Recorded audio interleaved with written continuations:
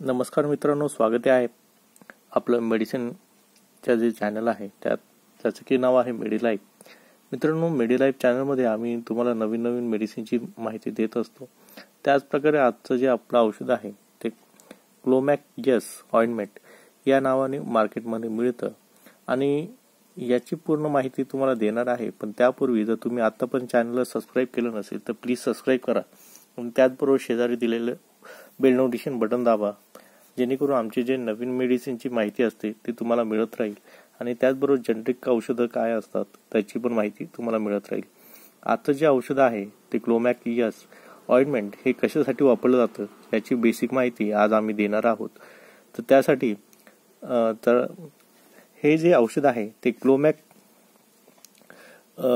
क्लोमॅक्स या नावाने मिळतं आणि त्याचं जे जनरिक कंटेंट आहे मित्रांनो ते क्लोबेटसॉल प्रोपेनॉट आणि सॅलिसिलिक ऍसिड ऑइंटमेंट हे जे आहे ते कंटेंट आहे आणि 20 ग्रॅमचं ही पॅकेजिंग यामध्ये मिळतं. आता हे जे औषध आहे ते वापरलं कशासाठी जातं तर त्याची एक बेसिक माहिती तुम्हाला मी या व्हिडिओमध्ये देणार आहे.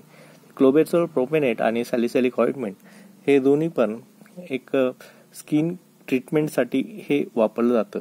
आता क्लोबेटसॉल प्रोपेनेट हे अँटीबायोटिक सारखं काम करतं आणि सॅलिसिलिक ऍसिड जे असतं ते स्किन जी असते तिला रिमूव्ह करायचं काम करत असतं. जी डेड स्किन असते त्या दोघांना काढायचं काम हे क्रीम करत असते.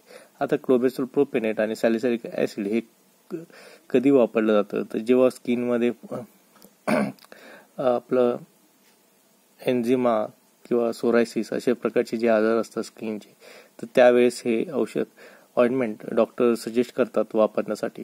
आता क्लोबेटसॉल प्रोपेनेट आणि सॅलिसिलिक ऑइंटमेंट हे जनरिक कंटेंट असलेलं तुम्हाला दुसरं सुद्धा औषध मिळू शकतं किंवा ऑइंटमेंट मिळू शकतात. आता हे लावण्यासाठी जे आहेत ज्या ठिकाणी इन्फेक्शन आहे किंवा पिंपल्स आहेत त्याच ठिकाणी सुद्धा आपण हे औषध वापरू शकता. तर पिंपल्स असण्या ठिकाणी जर आपण हे औषध साधारणतः 2 ते 3 वेळेस लावलं तर तुम्हाला साधारणतः परिणाम चांगले दिसून येतात. आता याचं लावण्याची प्रोसेस अशी आहे, ज्या भागात इन्फेक्शन झालेलं आहे तो भाग आधी साफ करून घ्यायचा पाण्याने. स्वच्छ साफ केल्यानंतर कोरडा करून हे औषध त्याला मसाज करायचं आहे, जेणेकरून हे औषध पूर्णपणे त्या भागात ऍब्सॉर्ब केलं जाईल किंवा शोषून घेतलं जाईल. तर त्यासाठी तुम्हाला हे औषध जी क्रीम आहे ती थोडीशी चिकट असल्या कारणाने, जसं तुम्ही बघू शकता क्रीम, तर ही क्रीम थोडी चिकट असल्यासारखी आहे, जेणेकरून तुम्हाला चिकटपणा सहजरित्या शरीरावर जाणून येईल. तर त्यानंतर हे औषध लावल्यानंतर ज्या बोटाने लावलं असेल ते व्यवस्थितपणे स्वच्छ करून धुवून ठेवायचं आहे, जेणेकरून स्किनला नॉर्मल स्किनला काही प्रॉब्लेम होणार नाही. मित्रांनो, ही क्रीम लावण्याची वेळ एक संध्याकाळी असू द्या, जेणेकरून संध्याकाळपर्यंत ते औषध व्यवस्थितरित्या स्किनमध्ये ऍब्सॉर्ब केलं जातं. आता ह्याचा परत मी एकदा उपयोग सांगतो. हे फक्त सोरायसिस स्किन प्रॉब्लेम साठी आणि किंवा एन्झिमासाठी वापरलं जातं.